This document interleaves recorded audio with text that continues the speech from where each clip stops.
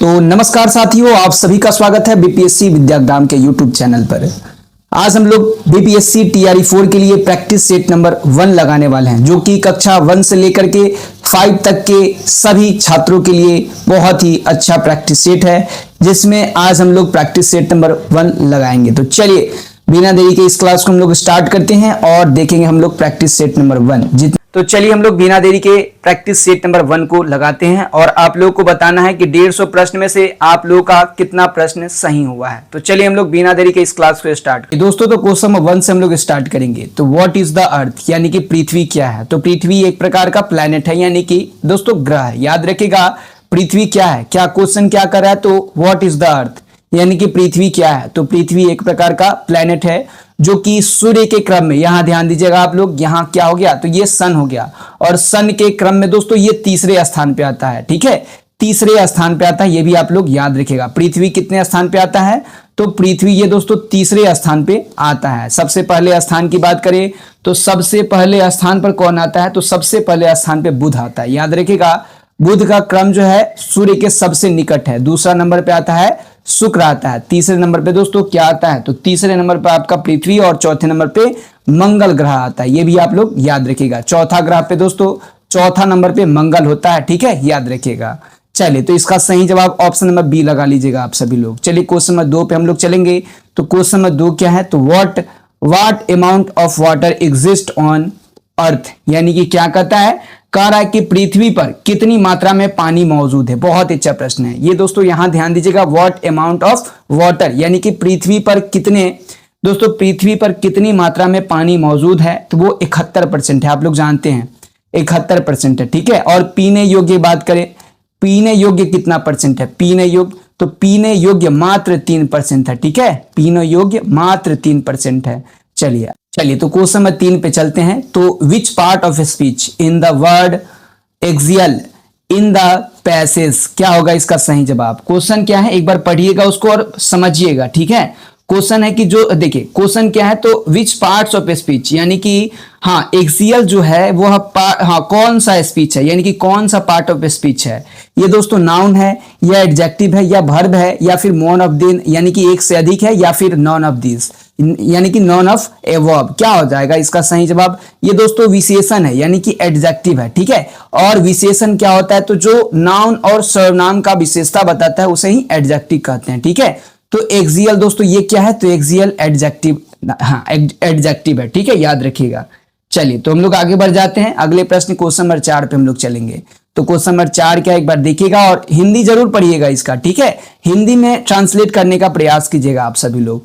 The atmosphere of the earth is composed of, यानी कि question पूछ रहा है कि क्वेश्चन क्या पूछा है, तो पृथ्वी का वायुमंडल, देखिए ध्यान दीजिएगा, पृथ्वी का वायुमंडल किन किन गैसों से मिलकर बना है। ठीक है, एटमॉस्फेयर, ध्यान दीजिएगा पृथ्वी पर वायुमंडल जो है किन किन गैसों से मिलकर के बना है, तो ये दोस्तों मोर, हाँ ये एक से अधिक हो जाएंगे, यानी कि नाइट्रोजन से भी बना है, ऑक्सीजन से भी बना है और अदर गैस से भी बना है और कार्बन डाइऑक्साइड से भी बना है, ये भी आप लोग जानते हैं। ठीक है, तो इसका सही जवाब ऑप्शन नंबर डी हो जाएगा। ठीक है, ऑप्शन नंबर डी। चलिए अगले प्रश्न पे बढ़ते हैं। क्वेश्चन नंबर 5 पे हम लोग चलेंगे।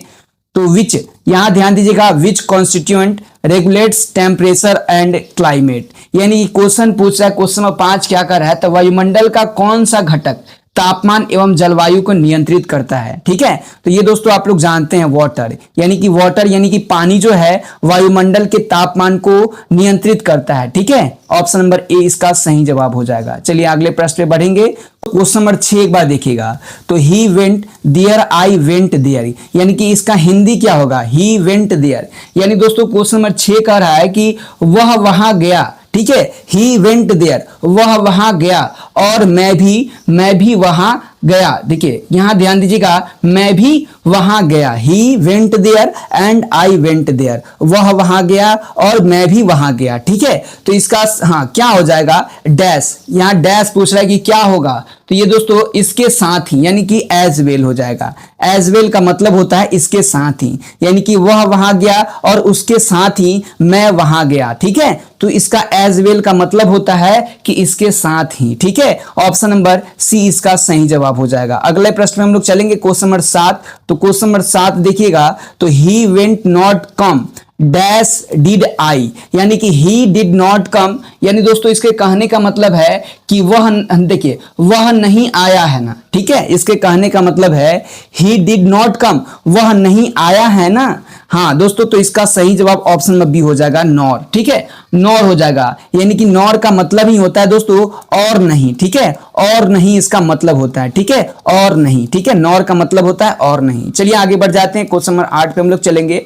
तो क्वेश्चन नंबर 8 है कि choose the same word of conquer, ठीक है, कॉन्क्योर का मतलब क्या होता है, एक बार देखिएगा, हाँ एक बार अच्छे से बताइए। कॉन्क्योर का मतलब होता है दोस्तों विजय पाना, ठीक है, विजय पाना या फिर फतह पाना, फतह, देखिए ध्यान दीजिएगा, फतह पाना या फिर क्या होता है, तो ये होता है कि हाँ कोई भी जैसे कि जीतना या फिर किसी को हराना, यही होता है, ठीक है। तो इसका हाँ इसी के मिलते जुलते आप लोगों को एक वर्ड बताना है जो कि क्या होगा, जो कि वनक्यूस हो जाएगा, ठीक है, वनक्यूस, जो कि ऑप्शन नंबर ए में है। इसका सही जवाब ऑप्शन नंबर ए हो जाएगा, ठीक है। चलिए, इसका भी मतलब वही होता है कि पराजित करना, हराना, फतह पाना, इसका भी वही मतलब होता है, ठीक है। तो चलिए हम लोग अगले प्रश्न, चलिए दोस्तों ये आपका हिंदी लैंग्वेज है, ठीक है, तो ये तो आप लोग कर लीजिएगा क्योंकि यहां से आप लोग को गद्यांश पढ़ के इसका आंसर देना है, ठीक है, गद्यांश पढ़ के तब इसका आंसर देना है। तो चलिए आप लोग दे सकते हैं क्या, एक बार देखिएगा और आंसर भी दीजिए। ये गद्यांश दोस्तों इसी को पढ़ के आप लोग को आंसर देना है, ठीक है। तो ये दोस्तों आप लोग पीडीएफ से कर सकते हैं। तो चलिए अब हम लोग देखते हैं, अब हम लोग देखेंगे मैथ्स के क्वेश्चन या फिर जो भी क्वेश्चन आता है, ये सभी जो क्वेश्चन है, ये सभी जो क्वेश्चन है हिंदी का क्वेश्चन है, ठीक है। तो आप लोग गद्यांश को पढ़िएगा और वहां से आप लोग आंसर लगाइएगा, ठीक है। इसका हम आंसर भी पीडीएफ आप लोग को दे देंगे। दोस्तों हम लोग क्वेश्चन नंबर 31 पे आएंगे क्योंकि दोस्तों वो सारे जो क्वेश्चन थे वो हिंदी के क्वेश्चन थे, तो वहां से आप लोग गद्यांश पढ़ के वहां से आप लोग आराम से क्वेश्चन कर सकते हैं। चलिए ये क्वेश्चन जो है ये हिंदी के, सॉरी ये मैथ्स के क्वेश्चन है जो कि आप लोग को बताना है। यदि बहुपद 2x³ plus 3x² plus 12x plus 18 को बहुपद इतना दोस्तों x² प्लस 5 से भाग देने पर शेषफल pq प्लस q, देखिए px प्लस q हो तो p तथा q का योगफल क्या होगा, यानी कि इसको लेकर के इसमें भाग देना है और बताना है आप लोगों को कि p और q का योगफल क्या होगा। तो चलिए आप लोग इसका आंसर बताइएगा, बी में है, याद रखिएगा ऑप्शन नंबर 20 का सही जवाब हो जाएगा। चलिए तो हम लोग आगे बढ़ जाते हैं, अगले प्रश्न क्वेश्चन नंबर 32 पे चलेंगे। तो क्वेश्चन नंबर 32 को एक बार देखिएगा कि समानांतर श्रेणी 53, 48, 43 डैश में प्रथम ऋणात्मक पद कौन सा होगा, यानी कि पूछ रहा है कि जैसे ये घटते क्रम में है तो सबसे बाद में, यानी कि देखिए इसके बाद में क्या आएगा, 48 है, इसके बाद में 43 है, उसके बाद में ये जो है ये घटते क्रम में जाएगा तो माइनस कब आएगा, माइनस कब लगेगा, ये दोस्तों आपका ऑप्शन नंबर बी हो जाएगा 12वां पद जो होगा वो माइनस में जाएगा। देखिए अब बनाते हैं यहाँ पे, तो 12वां पद अगर निकालना चाहते हैं तो 12वां पद निकालने का फॉर्मूला होता है a प्लस 11d, ये तो आप लोग जानते हैं। तो a प्लस 11d कहने का मतलब है ये जो है ये a का मान है, बहुत ऐसे लोग जो है ये जानते भी हैं। और 11 और d का मान क्या होता है, d का मान घटा के होता है, यानी कि यहाँ 5 हो जाएगा, -5। तो देखिए 53 और क्या हो जाएगा -55 करेंगे तो -2 आ जाएगा जो कि ऋणात्मक है। तो ये दोस्तों ऑप्शन नंबर 20 का सही जवाब हो जाएगा। आप लोग बनाइएगा, प्रयास कीजिएगा और ऐसे क्वेश्चन आप लोग को दिया जाएगा हमारे टेलीग्राम चैनल पे। चलिए 2x² - kx प्लस k बराबर है 0 के, तो मूल बराबर के k का मान आप लोग को बताना है। तो ये दोस्तों k का मान क्या होगा, उपयुक्त में से 1 से अधिक, ठीक है, उपयुक्त में से 1 से अधिक इसका सही जवाब हो जाएगा। चलिए इसको अगर बनाएंगे तो ये आपका हो जाएगा 2, देखिए ये आपका हो जाएगा, एक फॉर्मूला होता है जो कि अभी आप लोगों के सामने हम बताएंगे। एक फॉर्मूला होता है कि b² - 4ac, ये तो आप लोग जानते हैं, d निकालने का एक फॉर्मूला होता है, ठीक है, d कहने का मतलब है विवेचक, ठीक है। चलिए इसको हम लोग बनाएंगे तो ये आपका k है, ठीक है, b के जगह पे -k, तो इसका दोस्तों स्क्वायर करेंगे -4 और a का मान क्या है 2 और c का मान दोस्तों k है और ये बराबर है 0 के, ठीक है। तो ये अगर गुना करेंगे स्क्वायर करेंगे तो ये आ जाएगा आपका k² और माइनस करेंगे तो 8k बराबर आ जाएगा 0 के, ठीक है। तो अगर मान लीजिए कि यहां से हम लोग k कॉमन करते हैं तो ये आपका 8 बचेगा और ये बराबर में 0 जाएगा, ठीक है। तो इधर हम ये गुना में है, इधर जाएगा तो भाग में हो जाएगा, तो k बराबर क्या आ जाएगा, k - 8 बराबर क्या आ जाएगा 0 आ जाएगा। और इसको मान लीजिए कि उधर भी भेजेंगे तो ये 0 उधर भेजेंगे तो ये 0 का 0 रहेगा और ये दोस्तों इधर जाएगा तो ये 8 हो जाएगा, यानी कि 0 और 8 हो जाएगा। ठीक है, 0 और 8 हो जाएगा, जो कि 1 से अधिक बता रहा है। ठीक है, 1 से अधिक, यानी कि 0 और 8 1 से अधिक। ऑप्शन नंबर डी इसका सही जवाब हो जाएगा। तो एक शंकु की त्रिज्या 0.5 सेंटीमीटर है और वक्र पृष्ठीय क्षेत्रफल 396 सेंटीमीटर स्क्वायर है, तो इसकी त्रियक ऊंचाई आप लोग को ज्ञात करना है। ठीक है, ये बहुत अच्छा प्रश्न है, ये आप लोग जानते हैं। चलिए तो आप लोग बनाइए इसको। ये दोस्तों सबसे पहले तो आर का मान यहाँ लिख देंगे। आर का मान कितना है? 0.5 है। ठीक है, और इसका एक फॉर्मूला होता है पाई आर एल। पाई दोस्तों यहाँ ध्यान दीजिएगा, पाई आर एल फॉर्मूला होता है वक्र, हाँ देखिए वक्र पृष्ठीय क्षेत्रफल का फॉर्मूला क्या होता है? तो पाई आर एल होता है, जिसका मान दे दिया गया है 396। ठीक है, और इसका मान आप लोग 22/7 रखिएगा, क्योंकि यहाँ बताया गया है, और गुना कीजिएगा। और आर का मान दोस्तों 10.5 है। ठीक है, 10.5 है।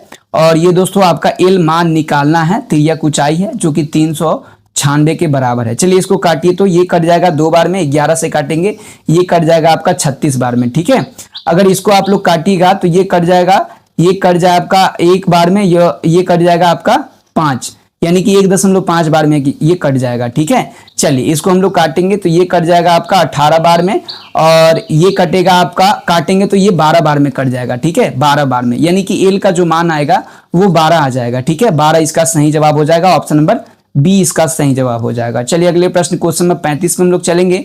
तो क्वेश्चन नंबर 35 है कि 3 संख्या वह सबसे बड़ी संख्या कौन सी है जिसे इतना से भाग देने पर शेषफल 2 प्राप्त होगा। ये भी बहुत अच्छा प्रश्न है, ये आप लोग ध्यान दीजिए। सबसे पहले तो आप लोग इसका एलसीएम लीजिएगा, इसका एलसीएम लीजिएगा तो ये एलसीएम में आएगा 45। ठीक है, और सबसे बड़ी संख्या क्या होती है? 3 अंकों की सबसे बड़ी संख्या, तो 3 को 9 होती है ना, और 45 से करेंगे तो ये 2 बार में लगेगा 90, यानी कि ये 99, और फिर 2 बार में लगेगा ये 90 आ जाएगा। ठीक है, अब इसको 9 जो है, ये 9 सबसे पहले तो इसमें माइनस करेंगे। ठीक है, ये सबसे पहले माइनस करेंगे तो ये आपका आ जाएगा 990, जो कि 45 से कट जाएगा। और यहाँ क्या बोल रहा है? तो 2 शेष बचना चाहिए, तो इसमें हम लोग 2 जोड़ देंगे, यानी कि 992 हो जाएगा, और आंसर जो है ऑप्शन नंबर सी हो जाएगा। इजी था। चलिए ऑप्शन नंबर सी से भी लोग लगा लीजिएगा। चलिए आगे बढ़ेंगे, क्वेश्चन नंबर 36 पे चलेंगे। तो निम्नलिखित में से कौन सा कथन सही है? यानी कि ऑप्शन ए में है केवल, ये थोड़ा छोटा कर लेते हैं। चलिए क्वेश्चन नंबर 36 जो है, निम्नलिखित में से कौन सा कथन सही है? यानी कि ऑप्शन ए में है केवल साधारण बल्बों में 5% से 10% विद्युत ऊर्जा को प्रकाश ऊर्जा में परिवर्तित किया जाता है। ऑप्शन बी है टंगस्टन का गलनांक बहुत अधिक, यानी कि 3422 डिग्री सेल्सियस होता है, जिसके कारण बल्ब का फिलामेंट इसी से बना होता है। तीसरा है अभ्रक में सबसे अच्छा विद्युत प्रतिरोध होता है। चौथा है कि उपयुक्त 1 से अधिक, और ई में है उपयुक्त में से कोई नहीं। चलिए तो इसका आंसर आप लोग कीजिएगा। क्वेश्चन नंबर 36 जो है बहुत ही अच्छा प्रश्न है, और ऐसे प्रश्न आप लोग के परीक्षा में पूछे जाते हैं और आप लोग कंफ्यूज हो जाते हैं। ठीक है, ये दोस्तों आपका ऑप्शन नंबर डी हो जाएगा, 1 से अधिक हो जाएगा। ठीक है, ऑप्शन नंबर डी इसका सही जवाब हो जाएगा। चलिए आगे बढ़ जाते हैं, क्वेश्चन नंबर 37 पे चलेंगे। तो क्वेश्चन नंबर 37 है कि एनिलिड्स के बारे में निम्नलिखित में से कौन सा कथन सत्य है, गलत है? ये दोस्तों गलत पूछा है, तो कौन सा कथन जो है वो गलत हो जाएगा? तो ये ऑप्शन नंबर सी गलत हो जाएगा। ठीक है, ऑप्शन नंबर सी, यानी कि परिसंचरण तंत्र खुले प्रकार का है। ठीक है, ऑप्शन नंबर सी। चलिए आगे बढ़ जाते हैं हम लोग, क्वेश्चन नंबर 38 पे चलेंगे। तो मैग्नेशिया, मैग्नीशियम और निम्न में से एक मिश्र धातु है। किसका दोस्तों मिश्र धातु? एक बार जल्दी से आप लोग भी बताइएगा। ठीक है, चलिए उपयुक्त में से कोई नहीं, यानी कि इनमें से किसी का यह मिश्र धातु नहीं है। ठीक है, चलिए आगे बढ़ जाते हैं, क्वेश्चन 39 पे चलेंगे। तो किस दृष्टिकोण से हम लुप्त प्राय प्रजातियों की रक्षा के लिए पूरे पारिस्थितिकी तंत्र की रक्षा और संरक्षण करते हैं? ये दोस्तों आपका सही जवाब हो जाएगा ऑप्शन नंबर बी, यानी कि इन सिट संरक्षण, इन सीटू संरक्षण। ऑप्शन नंबर 20 का सही जवाब हो जाएगा। चलिए आगे बढ़ जाते हैं, क्वेश्चन नंबर 40 में हम लोग चलेंगे। तो ओजोन के निर्माण में निम्नलिखित में से कौन सी क्रिया होती है? जल्दी से आप लोग आंसर कीजिएगा। ओजोन के निर्माण में ये दोस्तों ऑप्शन नंबर ए हो जाएगा, ऑक्सीजन पर दिन के उजाले की क्रिया। ठीक है, ऑप्शन नंबर ए इसका सही जवाब हो जाएगा। अगर एक क्वेश्चन VVI आप लोग को बता दे, तो एक क्वेश्चन पूछता है कि ओजोन संरक्षण दिवस कब मनाया जाता है? तो 16 सितंबर को ओजोन संरक्षण दिवस मनाया जाता है। ये भी आप लोग को याद रखना है। चलिए आगे बढ़ जाएंगे, क्वेश्चन 41 है कि दक्षिण अफ्रीका के किस शहर में गांधी जी को श्वेत लोगों द्वारा पीटा गया था और ट्रेन से नीचे फेंका गया था। तो वो दोस्तों दक्षिण अफ्रीका के पीटर मारिट्सबर्ग रेलवे स्टेशन पे इनको बाहर निकाला गया था, ट्रेन से फेंका गया था। ठीक है, और एक क्वेश्चन और पूछता है कि महात्मा गांधी दक्षिण अफ्रीका कब गए थे?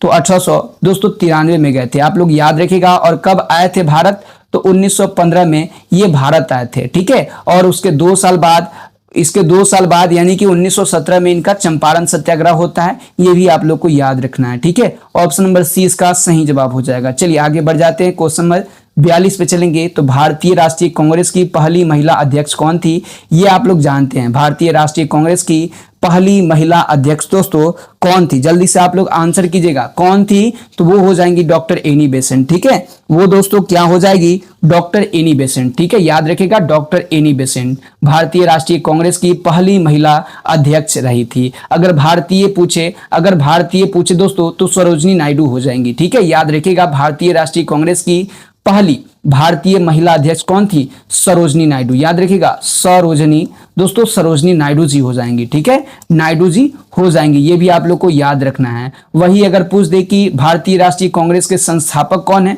जल्दी से आप लोग आंसर कीजिएगा। इंडियन नेशनल कांग्रेस का संस्थापक कौन है? तो संस्थापक दोस्तों एओ ह्यूम है। ठीक है, संस्थापक कौन है? तो संस्थापक आपका हो जाएंगे एओ ह्यूम हो जाएंगे, एओ ह्यूम हो जाएंगे। और इसके प्रथम अंग्रेज अध्यक्ष की बात करें तो जॉर्ज यूल हो जाएंगे। ठीक है, जॉर्ज यूल हो जाएंगे। और वही अगर पूछ दे कि मुस्लिम अध्यक्ष, तो मुस्लिम अध्यक्ष हो जाएंगे बदरुद्दीन तैयबजी। ठीक है, बदरुद्दीन तैयबजी हो जाएंगे इसका आंसर। ठीक है, चलिए आप लोग याद रखेगा। ठीक है, चलिए आगे बढ़ जाएंगे हम लोग क्वेश्चन नंबर दोस्तों क्वेश्चन नंबर 43 पे हम लोग चलेंगे। तो निम्नलिखित में से कौन सा युग्म सुमेलित नहीं है? चलिए तो आप लोग आंसर दीजिएगा, कौन सा युग्म जो है वो सुमेलित नहीं है? बहुत ही अच्छा प्रश्न है। इसका सही जवाब आपका हो जाएगा पूना सार्वजनिक सभा यानी कि फिरोज शाह मेहता 1870, इसका सही जवाब हो जाएगा। ये सम्मिलित नहीं थे, ऑप्शन नंबर ए इसका सही जवाब हो जाएगा। ठीक है, ऑप्शन नंबर ए।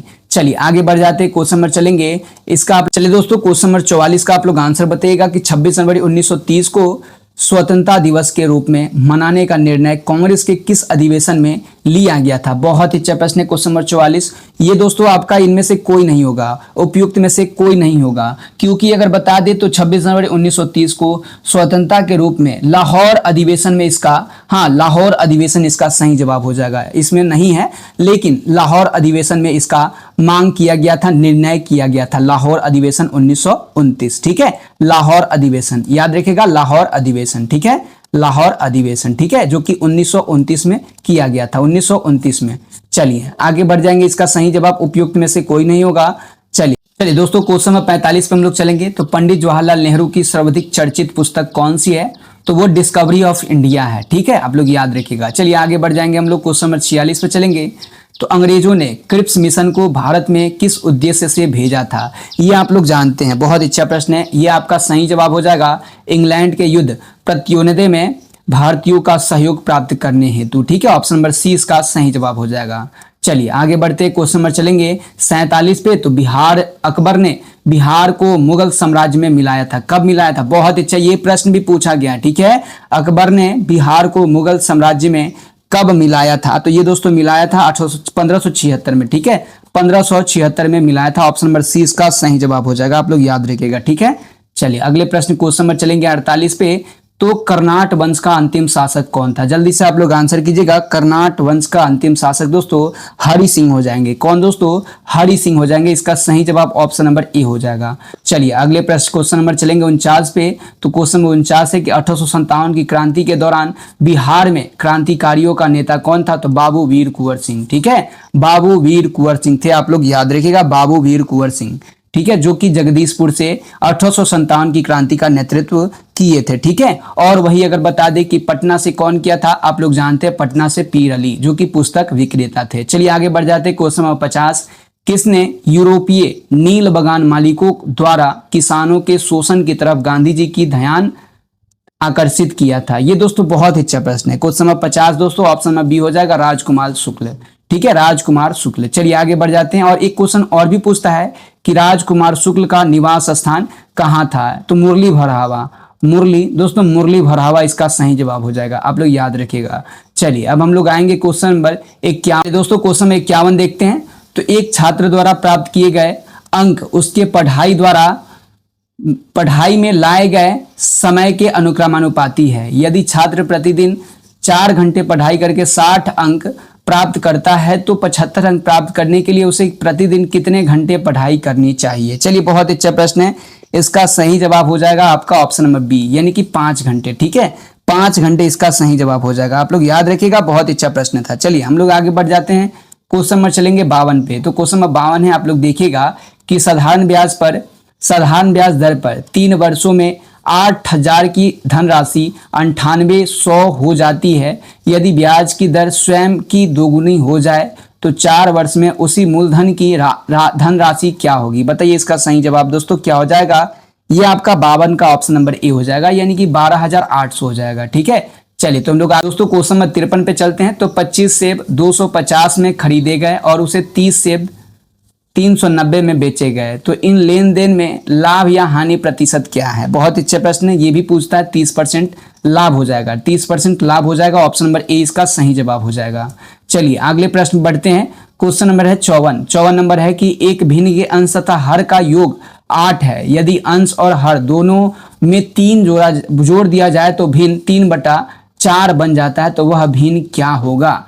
ये दोस्तों बहुत अच्छा प्रश्न है। अगर आप लोग देखते हैं कि एक भिन्न के अंश तथा हर का योग दोस्तों 8 है। यदि अंश और हर दोनों में 3 जोड़ दिया जाए, यानी कि x और y, यानी कि इसमें भी 3 जोड़ा जाता है और इसमें भी 3 जोड़ा जाता है। ठीक है, तो ये आपका हो जाता है 3/4 हो जाता है। तो इसको क्रॉस मल्टीप्लीकेशन कीजिएगा तो ये 4x प्लस हो जाएगा 12 और ये बराबर में हो जाएगा 3y प्लस 9 हो जाएगा। इसको अगर माइनस कीजिएगा तो 4x माइनस 3y बराबर ये हो जाएगा आपका, ये आपका हो जाएगा 3, ये आपका 3 हो जाएगा। ठीक है, ये आपका 3 हो जाएगा। इसको काटिएगा, ये दोस्तों फिर यहाँ से एक समीकरण बना है x प्लस वाई, ये दोस्तों 8 है और यहाँ से एक समीकरण बना है जो कि 4x माइनस 3y बराबर 3 है। यहाँ से आप लोग सॉल्व कीजिएगा तो 54 नंबर का ऑप्शन नंबर बी हो जाएगा। ठीक है, 54 का ऑप्शन नंबर बी हो जाएगा। ठीक है, चलिए आगे बढ़ जाते हैं। क्वेश्चन नंबर 55 पे हम लोग चलेंगे। तो क्वेश्चन नंबर 55 है कि एक व्यक्ति बिंदु ए से बिंदु बी तक 40 किलोमीटर प्रति घंटा की चाल से यात्रा करता है और 60 किलोमीटर प्रति घंटा की चाल से बिंदु ए पर वापस आता है। यदि यात्रा में कुल 5 घंटे का समय लगता है तो बिंदु ए और बी के बीच की दूरी कितनी है। जल्दी से आप लोग आंसर कीजिएगा, कितनी है। बहुत अच्छा प्रश्न आप लोग के सामने है। तो ये दोस्तों आपका इसका सही जवाब हो जाएगा, ऑप्शन नंबर ए इसका सही जवाब हो जाएगा। चलिए अगले प्रश्न पे बढ़ते हैं। क्वेश्चन नंबर 56 पे चलेंगे। तो कौन सा ईंधन अत्यधिक मात्रा में ऊर्जा देता है, तो ये हो जाएगा आपका ऑप्शन नंबर सी, परमाणु। ऑप्शन नंबर सी इसका सही जवाब हो जाएगा। चलिए आगे बढ़ते हैं। क्वेश्चन नंबर चलेंगे 57 पे। तो जलीय जानवरों और पौधों के जीवित रहने के लिए आवश्यक पीएच मान क्या होगा। तो दोस्तों आवश्यक पीएच मान आपका होता है 6.5 से 7.5 के बीच में। ऑप्शन नंबर बी इसका सही जवाब हो जाएगा। चलिए 58 पे चलते हैं। एवीज पक्षी के बारे में निम्नलिखित में से कौन सा कथन गलत है। तो ये दोस्तों आपका सही जवाब हो जाएगा ऑप्शन नंबर सी, वे ठंडे खून वाले जानवर होते हैं। ऑप्शन नंबर सी इसका सही जवाब हो जाएगा। चलिए अगले प्रश्न क्वेश्चन नंबर 59 पे चलेंगे। तो ऊर्जा के नवीकरणीय स्रोतों की उच्च मांग क्यों है। चलिए तो इसका सही जवाब हो जाएगा ऑप्शन नंबर बी, यानी कि कम या शून्य कार्बन पद चिन्ह के कारण। ऑप्शन नंबर बी इसका सही जवाब हो जाएगा। चलिए 60 नंबर है दोस्तों। उस हार्मोन का नाम बताइए जो हिस्टीडीन एमिनो एसिड से संश्लेषित होता है। इसका सही जवाब आपका ऑप्शन नंबर ए हो जाएगा, हिस्टामाइन इसका सही जवाब हो जाएगा ऑप्शन नंबर ए। चलिए 61 नंबर है कि असहयोग आंदोलन के दौरान किसने पटना कॉलेज छोड़ा जबकि उसकी परीक्षा में केवल 20 दिन ही बचे थे। ये भी क्वेश्चन बहुत अच्छा। ऑप्शन नंबर इसका जयप्रकाश नारायण जी हो जाएंगे, जो कि दोस्तों लोक नायक के नाम से जाने जाते हैं। ऑप्शन नंबर सी इसका सही जवाब हो जाएगा। चलिए दोस्तों क्वेश्चन नंबर 62 पे चलते हैं। तो स्वराज दल की स्थापना असफलता के बाद हुई। इसका सही जवाब हो जाएगा ऑप्शन नंबर ए, असहयोग आंदोलन, जिसकी स्थापना 1920 में की गई थी। ठीक है, चलिए अगले प्रश्न पे बढ़ेंगे। क्वेश्चन नंबर 63 पे चलेंगे। अगला प्रश्न है दोस्तों क्वेश्चन नंबर 63। भगवान बुद्ध के महापरिनिर्वाण के बाद पहली बुद्ध संगीति हुई थी। कहाँ पे हुई थी दोस्तों पहली बुद्ध संगीति। राजगृह यानी कि राजगीर में हुई थी। आप लोग याद रखिएगा, ऑप्शन नंबर ए इसका सही जवाब हो जाएगा। चलिए अगले प्रश्न क्वेश्चन नंबर 64 पे चलेंगे। तो पुस्तक poverty and un British rule in India किसने लिखी थी? बहुत अच्छा पुस्तक है दोस्तों। इसका सही जवाब दादा भाई नौरोजी हो जाएंगे। ऑप्शन नंबर 20 का सही जवाब हो जाएगा। चलिए अगला प्रश्न है कि बिहार कब भारत में एक स्वतंत्र प्रदेश बना था? तो ये दोस्तों आप जानते हैं ये आपका बना था 1912 में। ठीक है, 1912 में। चलिए अगले प्रश्न क्वेश्चन नंबर चलेंगे 66 पे।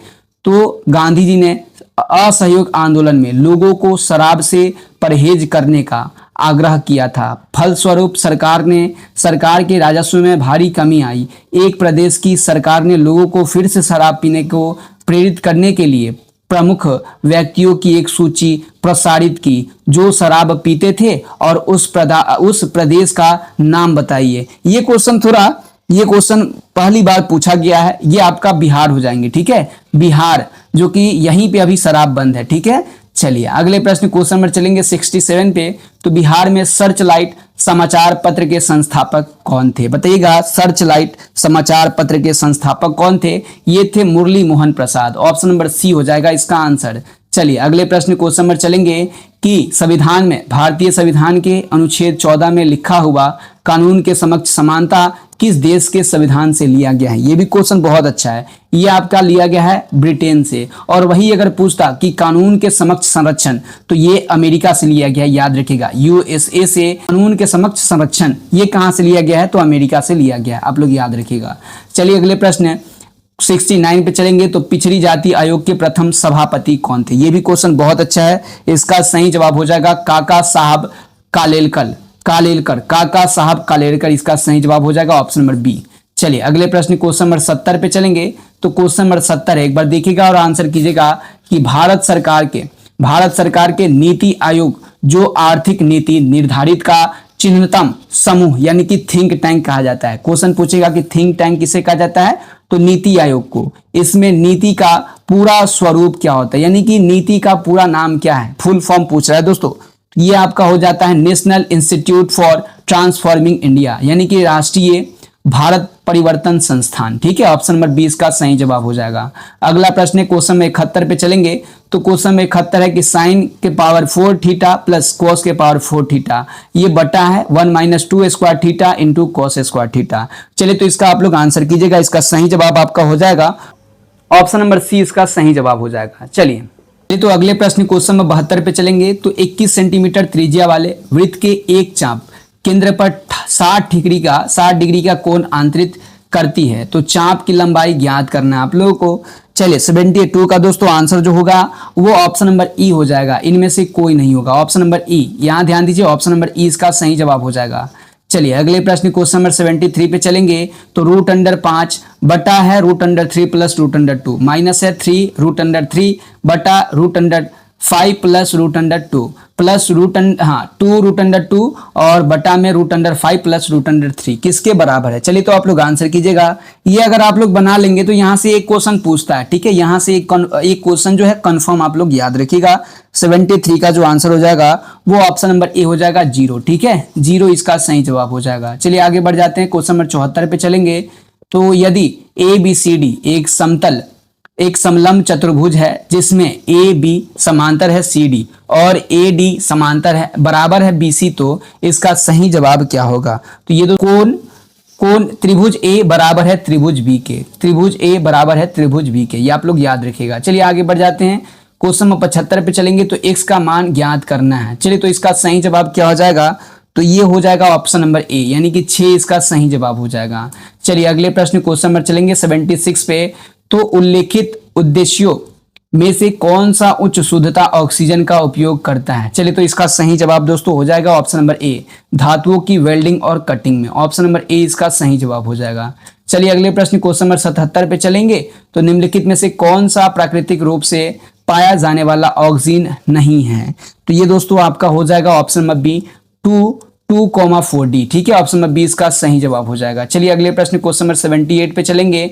तो उस शब्द का नाम बताइए जो गुरुत्वाकर्षण की दिशा के समकोण पर उगने वाले पौधों को दिया जाता है। बताइए, ये दोस्तों आपका ऑप्शन नंबर ए हो टॉपिक, ऑप्शन नंबर ए इसका सही जवाब हो जाएगा। ठीक है, चलिए अगला प्रश्न क्वेश्चन नंबर 79 पे चलेंगे। तो निम्नलिखित में से कौन सी विशेषता पादप कोशिकाओं की नहीं है? तो ये दोस्तों आपका ऑप्शन हो जाएगा, सभी लोग आंसर कीजिएगा, जितने भी लोग हैं आप लोग बताइएगा कि 100 क्वेश्चन में आप लोग का कितना आया है। तो 79 का दोस्तों ऑप्शन नंबर ए हो जाएगा इसका सही जवाब। चलिए अगले प्रश्न पे बढ़ेंगे, क्वेश्चन नंबर चलेंगे 80 पे। तो पृथ्वी का दोस्तों पृथ्वी का ऊर्जा बजट क्या है? तो पृथ्वी का ऊर्जा बजट ये आपका ऑप्शन ए हो जाएगा, पृथ्वी की जलवायु प्रणाली के 5 घटकों में ऊर्जा के वितरण के बाद प्राप्त ऊर्जा और उत्सर्जित ऊर्जा के बीच संतुलन। ऑप्शन नंबर ए इसका सही जवाब हो जाएगा। इनमें से किसने बिहार में पहले कांग्रेस मंत्रिसभा यानी कि मंत्रिमंडल का नेतृत्व किया था? एक बार जल्दी से आप लोग आंसर कीजिएगा। 81 नंबर का हो जाएगा आपका ऑप्शन नंबर सी, यानी कि श्री कृष्ण सिंह, जो कि बिहार के पहले मुख्यमंत्री रह चुके हैं। ठीक है, पहले मुख्यमंत्री। चलिए आगे बढ़ जाते हैं हम लोग, क्वेश्चन नंबर 82 पे चलेंगे। 82 नंबर है कि निर्णायक मत देने का अधिकार नहीं होता है किसके पास? निर्णायक मत देने का अधिकार किसके पास नहीं होता है? अगर आप लोग को बता दे कि निर्णायक मत देने का अधिकार हाँ लोकसभा के अध्यक्ष के पास होता है, लेकिन यहां पूछा है आप लोगों से नहीं होता है। बताइए तो जल्दी से आप लोग। 82 का दोस्तों क्या हो जाएगा? 82 का हो जाएगा ऑप्शन नंबर ई, यानी कि उपयुक्त में से कोई नहीं, यानी कि ये सभी लोग दे सकते हैं। राज्यसभा के सभापति भी दे सकते हैं और लोकसभा के अध्यक्ष भी दे सकते हैं, विधानसभा के अध्यक्ष भी दे सकते हैं। इसका सही जवाब ऑप्शन नंबर ई लगा लीजिएगा आप सभी लोग। चलिए अगला प्रश्न है, क्वेश्चन नंबर 83 है कि भारत में मंत्रिपरिषद सामूहिक रूप से किसके प्रति उत्तरदायी होता है?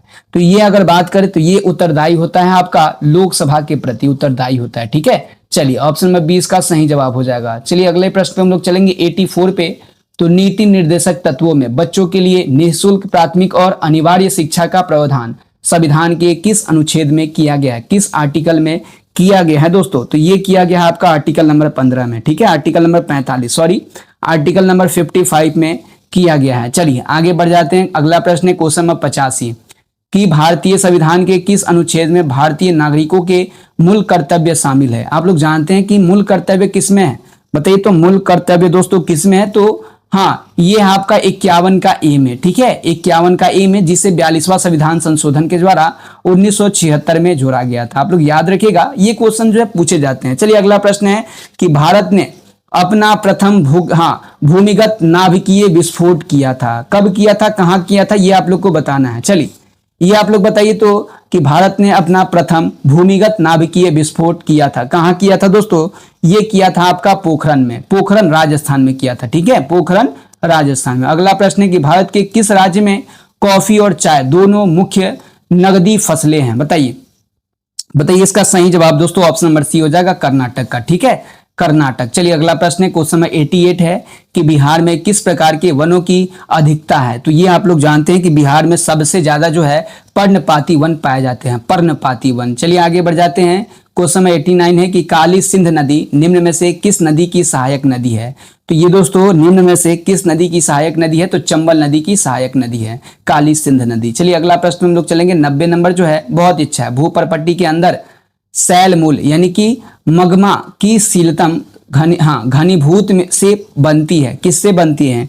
चलिए 90 नंबर जो है ये आपका ऑप्शन नंबर बी यानी कि पातालीय चट्टान, यानी कि पतालीय चट्टान बोल रहा है। ऑप्शन नंबर 20 का सही जवाब हो जाएगा। चलिए अगले प्रश्न क्वेश्चन में चलेंगे 91। दोस्तों क्वेश्चन में 91 देखते हैं। यदि ए अनुपात बी का मान दिया है और बी अनुपात सी का मान दे दिया गया तो सी अनुपात ए का मान आप लोग को बताना है। बहुत अच्छा प्रश्न है। क्वेश्चन 91 जो है ये आपका 54:35 हो जाएगा। ठीक है, 54:35 हो जाएगा। चलिए अगले प्रश्न क्वेश्चन नंबर 92 पे चलेंगे। तो पी और क्यू का लघुत्तम समापवर्तक पी स्क्वायर, क्यू और पी क्यू स्क्वायर का लघुत्तम समापवर्तक डैश होगा, क्या हो जाएगा दोस्तों? एक बार जल्दी से आप लोग आंसर कीजिएगा, उपयुक्त में से एक से अधिक हो जाएगा। ठीक है, चलिए आगे चलिए दोस्तों क्वेश्चन नंबर 93 पे चलेंगे। तो पहले वर्ष के दौरान एक कस्बे की जनसंख्या 10% की वृद्धि हुई और अगले वर्ष के दौरान जनसंख्या 10% की कमी आई। यदि दूसरे वर्ष के अंत में कस्बे की कुल जनसंख्या 19,800 थी तो पहले वर्ष की शुरुआत में जनसंख्या कितनी थी? तो ये दोस्तों जनसंख्या थी 20,000। ठीक है, ऑप्शन नंबर 20 का सही जवाब हो जाएगा 20,000। चलिए अगले प्रश्न क्वेश्चन नंबर 94 पे चलेंगे। तो 94 है कि रश्मि और टीना किसी काम को क्रमशः 20 दिन और 30 दिन में पूरा कर सकती है यदि वे बारी बारी से एक दिन छोड़कर काम करती है और रश्मि पहले दिन काम शुरू करती है तो काम कितने दिनों में पूरा हो जाएगा? तो ये दोस्तों काम पूरा हो जाएगा आपका 24 दिन में, ठीक है। ऑप्शन नंबर ए इसका सही जवाब हो जाएगा। चलिए अगले प्रश्न क्वेश्चन नंबर 95 पे चलेंगे। तो क्वेश्चन नंबर 95 है कि एक समबाहु त्रिभुज की माध्यिका की लंबाई 6√3 है तो सेंटीमीटर है, इस त्रिभुज का क्षेत्रफल क्या होगा? तो इस त्रिभुज का क्षेत्रफल दोस्तों ये हो जाएगा 36√3 सेंटीमीटर स्क्वायर हो जाएगा, ऑप्शन नंबर सी। चलिए आगे बढ़ जाते हैं। तो 96 पे चलेंगे। यदि बादल का एलबी बोर्ड अधिक होगा तो निम्न में से क्या होगा? तो ये दोस्तों आपका हो जाएगा ऑप्शन नंबर बी, यानी कि पृथ्वी पर परावर्तित और विकिरण की मात्रा अधिक होगी, ठीक है। ऑप्शन नंबर बी इसका सही जवाब हो जाएगा। चलिए अगले प्रश्न क्वेश्चन नंबर 97 पे चलेंगे। तो SHM की आवृत्ति क्या है? जल्दी से आप लोग आंसर कीजिएगा, SHM की आवृत्ति क्या है? तो ये दोस्तों आपका हो जाएगा ऑप्शन नंबर ए, प्रति इकाई समय में दोलनों की संख्या, ठीक है। आप लोग याद रखिएगा। क्वेश्चन नंबर चलेंगे 98 पे। तो साइकस में मौजूद जड़ के प्रकार को निम्न में से क्या कहा जाता है? तो ये दोस्तों क्या कहा जाता है? ये कहा जाता है माइक्रोलाइजा, माइक्रोराइजा। ऑप्शन नंबर सी इसका सही जवाब हो जाएगा। चलिए अगला प्रश्न है क्वेश्चन नंबर 99 है कि किसी सतह से परावर्तित होने वाली ध्वनि ऊर्जा की मात्रा को क्या कहा जाता है? तो ये दोस्तों कहा जाता है आपका परावर्तन कहा जाता है। ऑप्शन नंबर ए इसका सही जवाब हो जाएगा। चलिए 100 नंबर पे हम लोग चलेंगे। तो जलीय पारिस्थितिकी तंत्र कितने प्रकार के होते हैं? तो ये दोस्तों कितने प्रकार के होते हैं? तो ये 2 प्रकार के होते हैं। ऑप्शन नंबर 20 का सही जवाब हो जाएगा। अगला प्रश्न है क्वेश्चन नंबर 101। चलिए तो हम लोग 101 में चलेंगे। तो 5 नदियों का प्रवेश किसे कहा जाता है? यानी कि 5 नदियों का प्रदेश किसे कहा जाता है? जल्दी से आप लोग आंसर कीजिएगा, किसे कहा जाता है? तो ये कहा जाता है पंजाब को, ठीक है। आप लोग याद रखिएगा। अगला प्रश्न है क्वेश्चन नंबर 102 कि निम्नलिखित में से बिहार के किस जिले की सीमा गंगा को स्पर्श नहीं करती है? जल्दी से आप लोग आंसर कीजिएगा। तो उपयुक्त में से कोई नहीं हो जाएगा, यानी कि मुंगेर भी करता है, बेगूसराय भी करता है, भागलपुर भी करता है, याद रखिएगा। चलिए तो दोस्तों क्वेश्चन में 103 पे चलेंगे। तो तमिलनाडु राज्य का सबसे ऊंचा पर्वत शिखर कौन सा है? तो ये डोडा बेटा है, याद रखिएगा, डोडा बेटा। चलिए अगला प्रश्न क्वेश्चन में 104 है कि निम्नलिखित कथनों पर विचार कीजिए। चलिए पहला प्रश्न है, पहला ऑप्शन है कि पूर्ण सूर्य ग्रहण हमेशा पूर्णिमा की रात्रि को होता है। दूसरा है कि चंद्र ग्रहण हमेशा अमावस्या की ही होता है। तीसरा है कि 21 सितंबर और 21 मार्च को शरद विषुवत और बसंत विषुवत कहे जाते हैं। और चौथा है कि सूर्य ग्रहण हमेशा पूर्ण होता है और चंद्र ग्रहण हमेशा आंशिक होता है। इसका सही चुनना है आप लोग को। सही जवाब क्या हो जाएगा? ये आपका हो जाएगा ऑप्शन नंबर ई, यानी कि उपयुक्त में से इनमें से कोई नहीं, ठीक है। चलिए अगला प्रश्न पे हम लोग चलेंगे 105 पे। तो भारत में चंदन की लकड़ी के वन सर्वाधिक कहाँ पाए जाते हैं? जल्दी से आप लोग आंसर कीजिएगा, कहाँ पाए जाते हैं? तो ये पाए जाते हैं आपका, ये पाए जाते हैं नीलगिरी की पहाड़ियों में, ठीक है। ऑप्शन नंबर सी इसका सही जवाब हो जाएगा, नीलगिरी की पहाड़ी में, कर्नाटक। चलिए अगला प्रश्न 106 नंबर है कि भारत की भौगोलिक स्थिति क्या है? तो भारत की भौगोलिक स्थिति पूर्णतः उत्तर गोलार्ध में स्थित है, ठीक है, उत्तर गोलार्ध में स्थित है। चलिए अगला प्रश्न क्वेश्चन 107 देखेंगे। तो निम्नलिखित में से किस पहाड़ी पर पूर्वी घाट यानी कि पश्चिमी घाट से मिलता है? पूर्वी घाट और पश्चिमी घाट से मिलता है। तो ये मिलता है आपका नीलगिरी पहाड़ी पर, ठीक है, याद रखिएगा ऑप्शन नंबर सी। ये क्वेश्चन बहुत अच्छा है। चलिए अगले प्रश्न क्वेश्चन 108 पे चलेंगे। तो निम्नलिखित लौह अयस्कों में से बैलाडीला किसका खनन होता है? बैलाडीला दोस्तों किसका खनन होता है? तो ये खनन होता है हेमेटाइट का, यानी कि लोहा का अयस्क होता है हेमेटाइट। चलिए अगला प्रश्न है 109 नंबर। तो स्वर्णिम चतुर्भुज क्या है? जल्दी से आप लोग आंसर कीजिएगा, स्वर्णिम चतुर्भुज क्या है? तो ये राष्ट्रीय राजमार्ग परियोजना है, ठीक है, ऑप्शन नंबर सी। चलिए अगला प्रश्न है 110 नंबर, जो है बहुत ही अच्छा प्रश्न है। त्रिवेणी नहर दोस्तों आप लोग जानते हैं, ये आप लोग जानते हैं निम्नलिखित नहर प्रणालियों में से किससे बिहार के क्षेत्र में सिंचाई होती है? तो त्रिवेणी नहर से, ठीक है, ऑप्शन नंबर बी सही हो जाएगा। चलिए अगला प्रश्न है 111 नंबर है दोस्तों। 111 नंबर है कि वह विकल्प का चयन करना है आप लोगों को जो कि एक दूसरे से उसी तरह से संबंधित है, जैसे कि दूसरे से संबंधित है। चलिए आप लोग आंसर कीजिए 111 का option number C. Option number C इसका सही जवाब हो जाएगा। चलिए अगला प्रश्न है 112 नंबर है कि इसमें से सबसे पहले कौन आएगा? ये तो आप लोग जानते ही होंगे, ये आप लोग कर सकते हैं। जल्दी से आप लोग इसका आंसर कीजिएगा। तो ये ऑप्शन नंबर बी हो जाएगा, ऑप्शन नंबर बी, 5 3 1 6 4 2, ठीक है, ये हो जाएगा। चलिए आगे बढ़ जाते हैं। क्वेश्चन 113 पे चलेंगे तो वाट के स्थान पे क्या आ जाएगा दोस्तों? 113 नंबर है, वाट के स्थान पे 28 आ जाएगा। ऑप्शन नंबर ए इसका सही जवाब हो जाएगा। चलिए अगले प्रश्न क्वेश्चन में 114 पे हम लोग चलेंगे। तो 14 नंबर है कि इसमें कितने त्रिभुज हैं? त्रिभुजों की संख्या आप लोग को बतानी है। तो ये दोस्तों इसमें 11 त्रिभुज हैं, ठीक है, 11 त्रिभुजें हैं। चलिए अगला प्रश्न है, क्वेश्चन नंबर चलेंगे हम लोग 115 पे। तो 115 नंबर है कि निम्नलिखित 4 शब्दों में से 3 शब्द किसी प्रकार से एक समान है और एक शब्द जो है असमान है, तो उसी असमान शब्द का चयन करना है। तो इसका सही जवाब हो जाएगा सोडियम, सोडियम, ठीक है। ऑप्शन नंबर बी इसका सही जवाब हो जाएगा। चलिए अगला प्रश्न क्वेश्चन में 116 है कि खाद्य जाल के लिए निम्नलिखित में से कौन सी स्थिति सत्य है? तो ये दोस्तों सत्य क्या हो जाएगा? तो खाद्य जाल पौधों और जानवरों को जोड़ने वाले कई पथ दिखाता है। Option number C. चलिए 117 पे चलेंगे। तो एक ही जमीन पर साल दर साल एक ही फसल उगाने की प्रणाली को क्या कहते हैं? तो ये दोस्तों क्या कहते हैं? जल्दी से आप लोग आंसर कीजिएगा, इसे क्या कहते हैं? बहुत अच्छा प्रश्न है। इसे कहते हैं दोस्तों, इसे कहते हैं मोनोक्रॉपिंग, मोनोक्रॉपिंग कहते हैं। Option number C. चलिए अगला प्रश्न है क्वेश्चन 118 कि निम्नलिखित में से कौन सा पिरामिड हमेशा सीधा खड़ा होता है? तो ये खड़ा होता है आपका ऊर्जा पिरामिड, ठीक है, हमेशा खड़ा होता है। Option number C. चलिए अगला प्रश्न 119 नंबर है कि एक मुर्गी ने अभी अभी एक कीड़ा खाया। जब एक आदमी यह देखता है तो वह उस मुर्गी को खा जाता है, तो वह आदमी किस ट्रॉफिक स्तर से संबंधित है? चलिए तो आप लोग आंसर कीजिएगा, इसका सही जवाब हो जाएगा तृतीय उपभोक्ता है, ठीक है। ऐसे भी मानव तृतीय उपभोक्ता ही होता है। चलिए अगला प्रश्न है क्वेश्चन नंबर 120। 120 है कि प्रजातियों को विविधता बढ़ने से पारिस्थितिकी तंत्र पर क्या प्रभाव पड़ता है? तो ये दोस्तों प्रभाव पड़ता कुछ नहीं है। ऑप्शन नंबर ए हो जाएगा, यह पारिस्थितिकी तंत्र की दक्षता और उत्पादकता को बढ़ाता है। ऑप्शन नंबर ए इसका सही जवाब हो जाएगा, ठीक है। चलिए आगे। चलिए दोस्तों क्वेश्चन में 121 पे चलेंगे। तो किस अंग्रेजी सैन्य अधिकारी यानी कि जनरल ने झांसी की रानी को यह कहते हुए श्रद्धांजलि दी कि यहाँ वह औरत सोई हुई है जो विद्रोहियों में एकमात्र मर्द थी? कौन कहा था? एक बार जल्दी से आप लोग आंसर कीजिएगा, कौन कहा था? ये आप लोग जानते हैं, ह्यूरोज ने कहा था, ह्यूरोज। याद रखिएगा, ऑप्शन नंबर सी हो जाएगा, ह्यूरोज, ठीक है। क्या हो जाएगा दोस्तों? 121 का और ह्यूरोज हो जाएगा, ठीक है। चलिए अगला प्रश्न है क्वेश्चन नंबर 122 पे चलेंगे।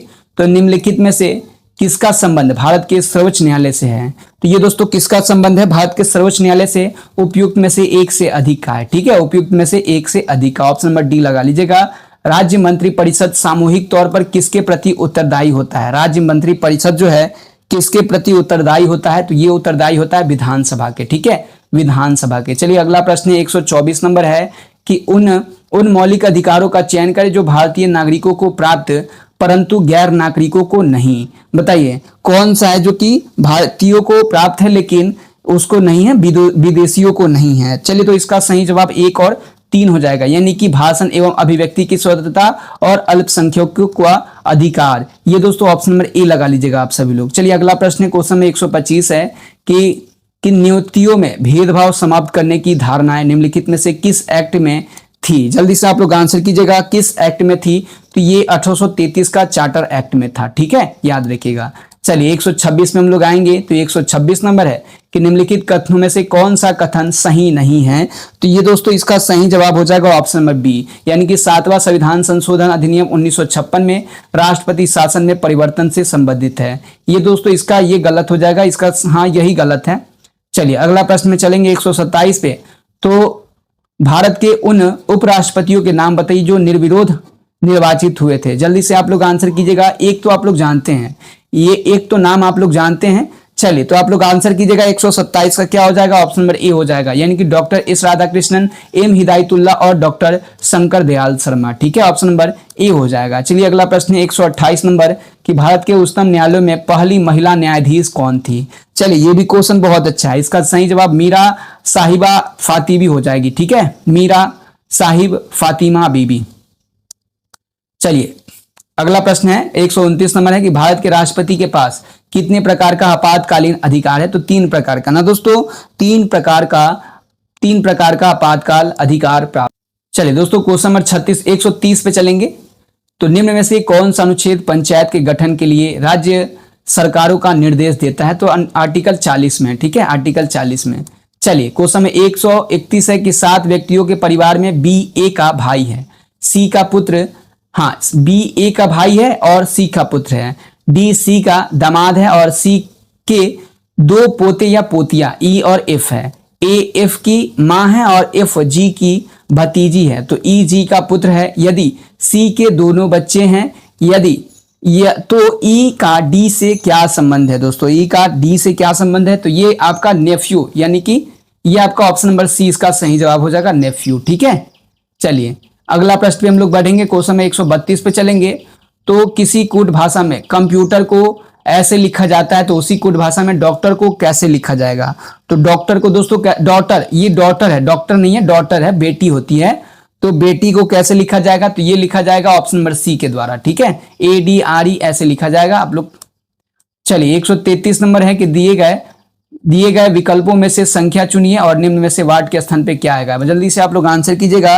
वाट के स्थान पे दोस्तों 140 आ जाएगा, ऑप्शन नंबर बी। चलिए अगला प्रश्न है 134 नंबर है कि रीता दक्षिण पूर्व की ओर अभिमुख होकर खड़ी है। सबसे पहले वह 135 डिग्री दक्षिणावर्त मूर्ति है और उसके बाद 90 डिग्री वर्मावर्त मूर्ति है। वह फिर 45 डिग्री दक्षिणावर्त मूर्ति है, उसके बाद 135 डिग्री वर्मावर्त मूर्ति है। अब यह किस दिशा की ओर मुंह करके खड़ी है, बताइएगा। 134 का दोस्तों यह हो जाएगा ऑप्शन नंबर ए, यानी कि पूरब की ओर करके मुंह खड़ी है। चलिए अगला प्रश्न है, क्वेश्चन 135 है कि 7 व्यक्ति MNOPQRS एक सीढ़ी पर एक के ऊपर एक बैठे हैं। जरूरी नहीं है कि इसी क्रम में बैठे हैं। केवल 4 व्यक्ति O तथा R के मध्य बैठे हैं, केवल 2 व्यक्ति N और M के मध्य बैठे हैं तथा M Q के ठीक ऊपर बैठा है। तो O M के नीचे बैठा है, N M के ऊपर बैठा है, तो P तथा S के बीच में मध्य कितने व्यक्ति बैठे हैं। जल्दी से आप लोग आंसर कीजिएगा, इसका सही जवाब 2 व्यक्ति हो जाएंगे। ठीक है, 2 व्यक्ति। चलिए अगला प्रश्न 136 नंबर देख लेते हैं। तो 136 नंबर है, आप लोग आंसर दीजिएगा 136 का। ठीक है, चलिए तो निम्नलिखित में से किस प्रकार के अपशिष्ट को जमीन में गहरे गड्ढे में डाला जा सकता है और इसी प्रकृति विघटन के लिए छोड़ा जा सकता है। इसका सही जवाब जैव अपघटनीय हो जाएगा, ऑप्शन नंबर सी लगा लीजिएगा आप सभी लोग। चलिए 137 है कि तलवे की हड्डी को क्या कहा जाता है। तलवे की जो हड्डी होती है उसे क्या कहा जाता है, तो उपयुक्त में से कोई नहीं, कुछ भी नहीं कहा जाता है। ठीक है, इसमें से कुछ भी नहीं कहा जाता है। चलिए श्वेत पटल के अग्रभाग को क्या कहा जाता है, जल्दी से आप लोग आंसर कीजिएगा, इसे कहा जाता है कॉर्निया। ठीक है, चलिए तो 139 नंबर है कि दांतों का मुकुट निम्न में से किससे ढका होता है। दांतों का मुकुट जो है निम्न में से किससे ढका होता है, तो इनामेल से ढका होता है। ठीक है, इनामेल। चलिए अगला प्रश्न 140 नंबर है कि वह बल जो शरीर को वृत्ताकार गति में घुमाता रहता है उसे क्या कहा जाता है, तो उसे दोस्तों कहा जाता है आपका उपयुक्त में से एक से अधिक, यानी कि अभिकेंद्रीय बल, केंद्राभिमुख बल या फिर गुरुत्वाकर्षण बल, इनमें से एक से अधिक कहा जाता है। ठीक है, ऑप्शन नंबर डी हो जाएगा। राष्ट्रीय शिक्षक पुरस्कार 2025 से बिहार से किसे चुना गया है, जल्दी से आप लोग आंसर कीजिएगा। 141 दोस्तों बहुत अच्छा प्रश्न है, ये आपका हो जाएगा ऑप्शन नंबर डी, एक से अधिक को चुना गया है। चलिए अगला प्रश्न है कि हाल ही में किस भारतीय पर्व को यूनेस्को की मानवता की अमूर्त सांस्कृतिक विरासत सूची में शामिल किया गया है, तो ये दोस्तों शामिल किया गया है दीपावली को। ठीक है, ऑप्शन नंबर 20 का सही जवाब हो जाएगा। चलिए 143 नंबर है कि 3 सितंबर 2025 को केंद्रीय वित्त मंत्री निर्मला सीतारमन की अध्यक्षता में जीएसटी परिषद की कौन सी बैठक नई दिल्ली में हुई है, तो ये दोस्तों कौन सी बैठक हुई है, तो 56वीं बैठक हुई है, आप लोग याद रखिएगा। 144 पे हम लोग चलेंगे। तो मलेरिया को लड़ने के लिए किस अफ्रीकी देश ने जीएम मच्छर का प्रयोग प्रारंभ किया था, तो ये दोस्तों इसका सही जवाब हो जाएगा आपका ऑप्शन नंबर ए, यानी कि जिबूती। ठीक है, जिबूती इसका सही जवाब हो जाएगा। बढ़ते हैं हम लोग आगे। चलिए दोस्तों 145 पे चलेंगे। तो भारत सरकार ने प्रधानमंत्री कार्यालय पीएमओ का नाम बदलकर क्या कर दिया गया है, तो ये किया गया है आपका, ये क्या कर दिया गया है, तो ये किया गया है सेवा तीर्थ। ठीक है, ऑप्शन नंबर 20 का सही जवाब हो जाएगा। चलिए अगला प्रश्न है 146 नंबर कि भारतीय जनता पार्टी यानी कि बीजेपी ने किस व्यक्ति को कार्यकारी अध्यक्ष नियुक्त किया है, तो ये नियुक्त किया गया है नितिन नवीन को। नितिन नवीन को आप लोग याद रखिएगा। चलिए बिहार के 18वें विधानसभा अध्यक्ष निर्विरोध किसे चुना गया है, तो ये चुना गया है आपका प्रेम कुमार को, ऑप्शन नंबर ए हो जाएगा प्रेम कुमार। चलिए प्रथम विज्ञान रत्न पुरस्कार किसे सम्मानित किया गया था, तो ये दोस्तों इसका सही जवाब हो जाएगा गोविंद राजन पद्माभन, ठीक है, ऑप्शन नंबर सी। चलिए 149 पे हम लोग चलेंगे। तो सरकारी कर्मचारियों के लिए लाभ के संदर्भ में चर्चा में रहे यूपीएस का क्या अर्थ है? यूपीएस का दोस्तों क्या अर्थ है? तो ये है एकीकृत पेंशन योजना, ठीक है, ऑप्शन नंबर बी। चलिए अगला प्रश्न है, रेमन मैग्सेसे पुरस्कार 2025 जीतने वाला पहला भारतीय संगठन कौन बन गया? तो ये बन गई है आपका ये educate girls, option number A इसका सही जवाब हो जाएगा। तो चलिए दोस्तों आज का क्लास हम लोग यहीं समाप्त करते हैं और मिलते हैं नेक्स्ट क्लास में। अगर क्लास अच्छी लगी हो तो लाइक कर दीजिएगा और चैनल को सब्सक्राइब करना नहीं भूलिएगा, ठीक है।